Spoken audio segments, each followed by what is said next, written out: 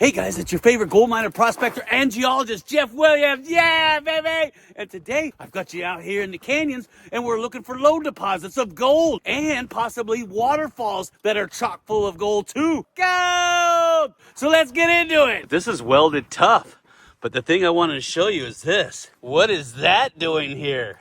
Huh? There's one there.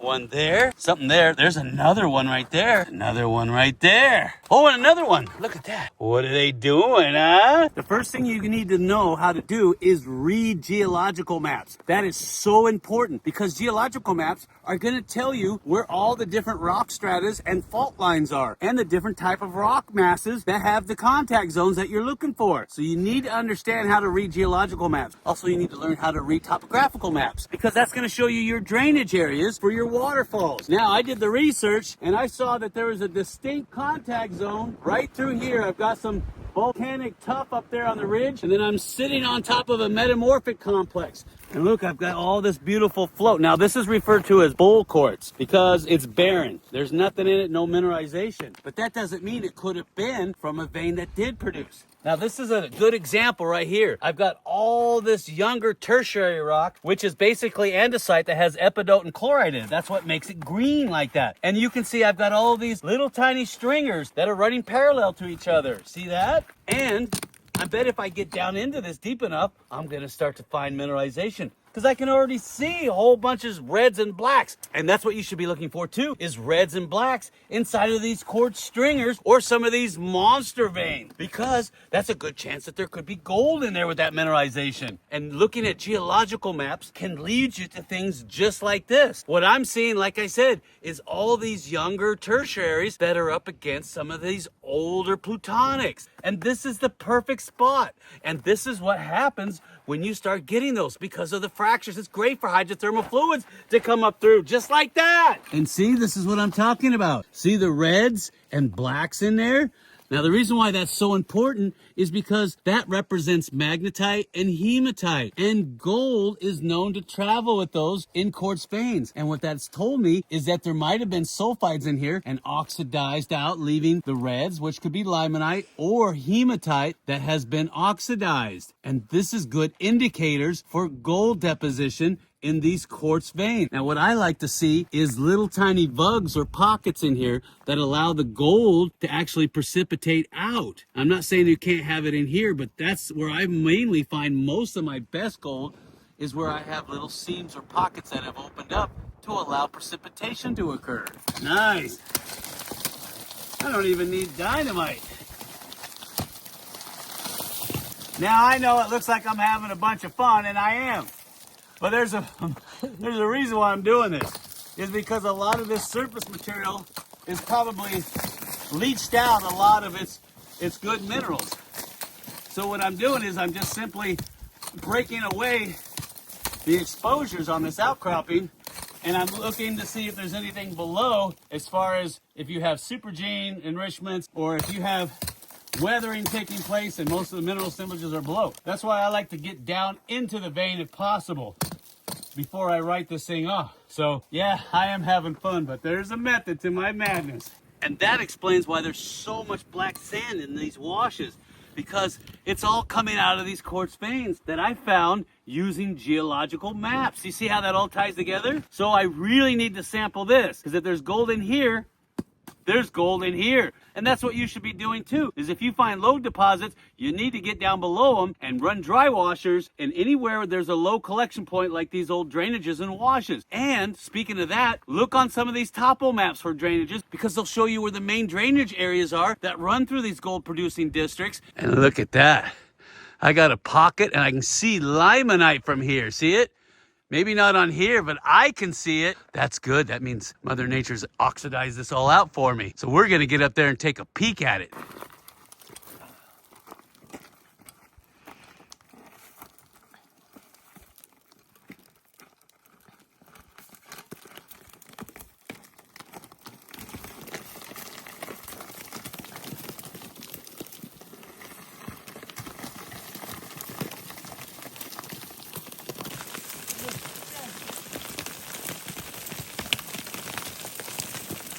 What are you doing sitting on the couch eating chips getting fat? Get up there and let's take a look at that thing. You see what I mean? Look at this. Isn't that absolutely gorgeous? You can see the vein running this way. All the way down through here. And you can dig it with your hands. Oh, yeah. That's what I'm talking about. Look at that. Oh, that's nice. That's really nice. And that is what I'm talking about. We're out to sample that. This is really nice. And I got all these different micro shear zones right here. But this is the one I'm interested in. Isn't that nice, huh? No, not nice like the rock. Come on. And it's not schist either. But look at this. All this beautiful limonite coming out of here. And like I said, there's all these little tiny micro shears in here where you can see this in between the shears. Oh, this is definitely worth sampling. So we'll pull samples out of here. Remember to keep your samples straight. I can't tell you how many times I've found stuff like this and I forgot to mark where it came from. And now it's another lost gold mine like you read about all the time. Oh, I wish they'd stop spraying the clouds. I mean, chemtrails, or is that contrails? Of course, I didn't bring a sample bag, so I'm just gonna have to drop them pants and fill them up. Oh, look at that. Isn't that nice? Look at that. Oh, nice. Big old chunky monkeys. So I'll collect up what I can, and then we'll just crush it into a powder with our hands, and then we'll pan it out, see what's in it. And hopefully I don't forget where this spot's at. I'll just tell you, you can keep a secret, right? Let this be a lesson to you. Make sure you bring sample bags. I forgot because you know, oh, getting older. So I'm gonna have to use my shirt as a sample bag. Yeah, I know. Once you got the fever, you'll do anything for that shining. Oh, yeah. Oh, come to Papa. Yeah. Give me some more. Give me some more of that. Yeah. Oh, yeah. Oh, yeah. Can you tell I'm a Randy Savage fan? Huh? Uh-huh. Yeah. I'm good. All right, let's get some more. Get a nice, good sample in there. And then we'll go and pan this out. Gotta find some water. See what we got. I'm gonna collect up some more, and especially these finds. And then we'll go look for some waterfalls too, because I gotta have some more gold, because if there's gold coming out of here, there might be gold down below. But I'm not gonna do anything until you smash that like button. Smash it hard! Oh, I got my sample right here. And you know it's gotta be good for me to get my clothes off and drop them pants. Chicka wow wow, chicka now. So come on, let's go! I feel like one of these old prospectors coming out of the mountains after walking 10 miles. I found gold. Where? In there somewhere. Here's a small one. It's not much to look at. But I got some pockets. But there's no gravel in these pockets. See that? You gotta have gravel in these pockets. I don't see much to hold the gold. See that? It's just flow sand. And when the water's coming through here during monsoon seasons, it's gonna hit that, it's gonna churn it up, and any gold is just gonna boil right out. So you gotta have a lot of rocks inside of these things to make it worth it. And that's all flow sand right there. That's not worth anything. And this is where those topo maps come in handy, because you need to know where these drainage areas are. But I don't see anything that looks good in here. And yeah, you're gonna spend time in these things. Sometimes days, weeks, months. So don't think it's gonna be something super easy that you just walk into and get. And then you map them out as you go along, and you put it down in your notes. So I'm gonna keep looking around. If I don't find anything, I'm just gonna pan this stuff out, because the sun's going down and the Oompa Oompas are gonna come out. See that? That's where an old timer was digging, right here. So he was dropping into this. The question is why? Now, like I said, I'm in that zone where the geological maps said, oh, look at this. Look.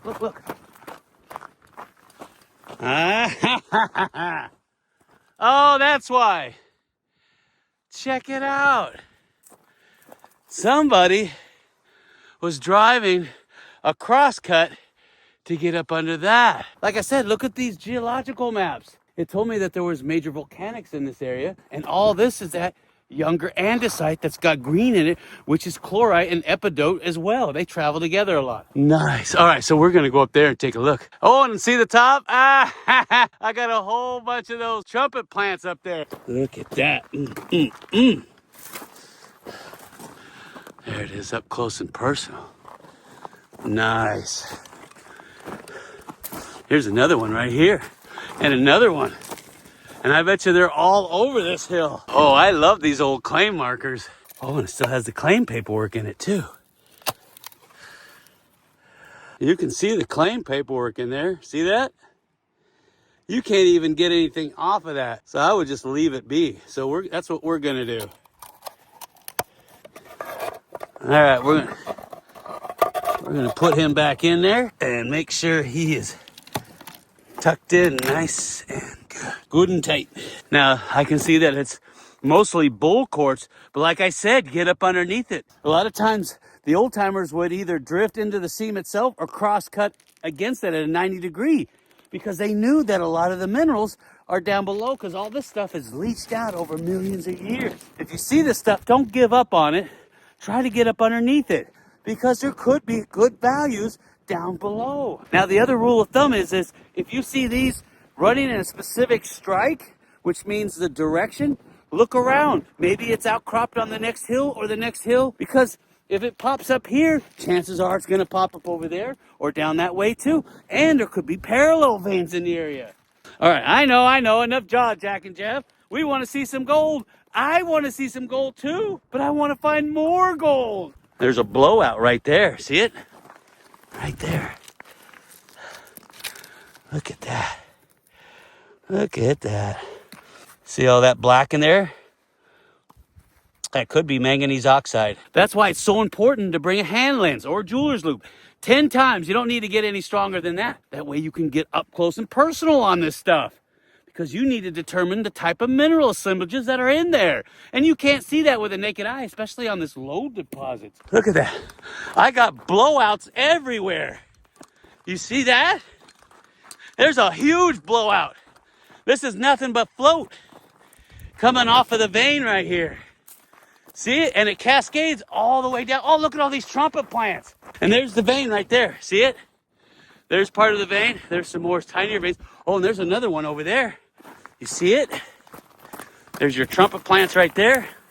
There's your blowout. This is fantastic. So what I'll do is I'll take samples here, mark it on my own map, and that way I can determine if there's anything worth coming back to. And so, like I said, this is running parallel to that other one. And if this one's here, there might be other parallel veins. Come on, let's go. Look, another one right here. See that?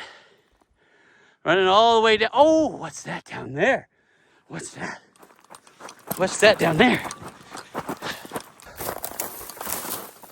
What is that? Yeah. Oh, this would be a good place to... Somebody was black. Oh, look at that. See? Right there. There's more of them. There's another one. And somebody's been blasting. See this? This isn't natural. Somebody wanted to get up in there. Ooh, yeah. There's some more of the vein right there. See it?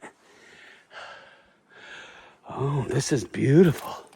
There's little stringers right there. That's why I say it's so important to get your boots on the ground and get out here, because just looking at Google Earth isn't enough.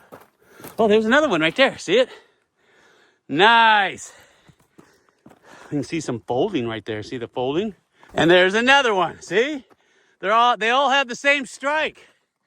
One after another. They're all over the place. And I don't see any beer cans. I don't even see any footprints. That's why it's so important to get as far away from civilization as possible. Because the further away you go, the better chances you have of finding something that is either lost to history or to someplace that nobody wants to go. So that means you're going to find it. Look at that. Oh, look at that. It's a bone.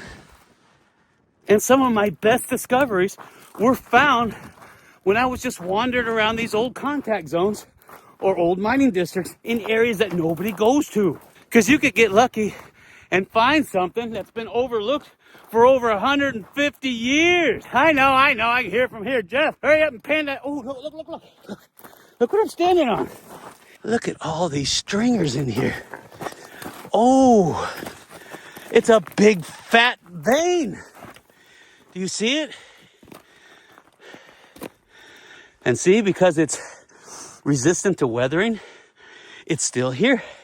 And it goes all the way down into the wash and up onto the other side of the hill. Oh, this is fantastic. But I gotta hurry and sample what I've sampled already because it's getting dark. All right. Ooh, let's get on down there. Let's get on down there and get some. Oh, yeah. Yeah, let's get some. Look at that. There's the vein right there. Running right across here. See it? Do. Man, I can stay out here all day and night. I just worry about the umpas. Uh-oh, that means I'm out of range. That means I'm out of range. All right, let's get that stuff panned because I want to know if there's gold in it. And I know you want to know if there's gold in it. But I'm not going to do. Oh, yeah, I already said that. Yeah, I know. It's poor man's mortar and pestle.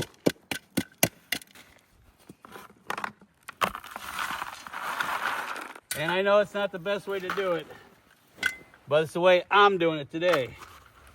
And you can do it too if the material is soft enough. Now remember, I'm working with soft limonite. So it's almost like clay. So what I'm doing is I'm just crushing it up as much as I can. And then I run it through my classifier and then start again. Anyway, I couldn't find any water, so I collected up all the waters I could. So we're gonna do it poor man style.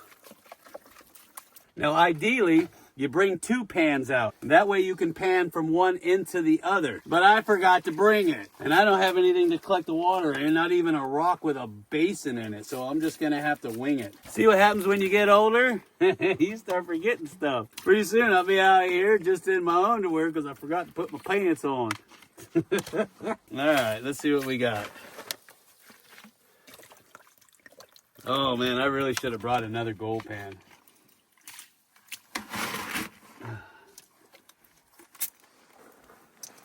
I'm gonna save one of those for me to drink because it's gonna get funky out here. All right. I don't know if there's gonna be anything in it. Let me get my spectacles on so I can see. Oh, there's a little piece of gold. I saw it, but it disappeared. Right there. See that little tiny piece of gold right there? You see it? See that big old chunk of wire gold right there? Get out of there, you bush.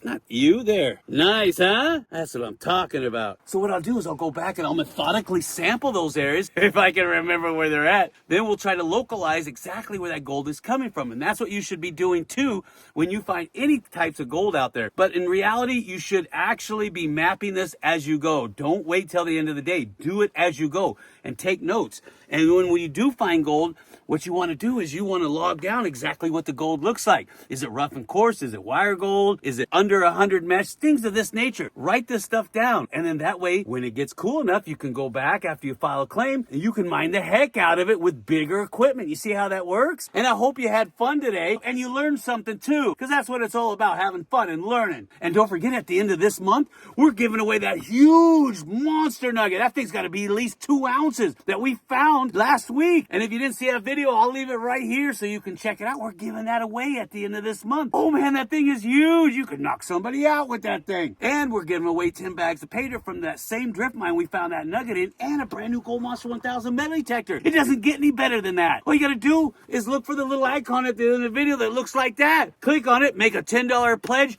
and you're in like Flynn. And I'll see you on the next video.